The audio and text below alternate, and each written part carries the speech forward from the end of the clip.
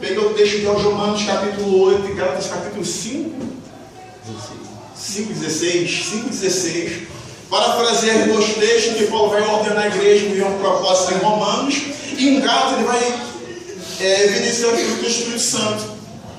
Aí fala assim: e não andei nas vossas concupiscências, ou seja, seus desejos profundos, porém andai em espírito. No grego, andar em espírito é simplesmente você ter uma comunhão profunda com Deus. Ele poderia dizer assim: ande profundamente em intimidade com Deus, e os seus desejos carnais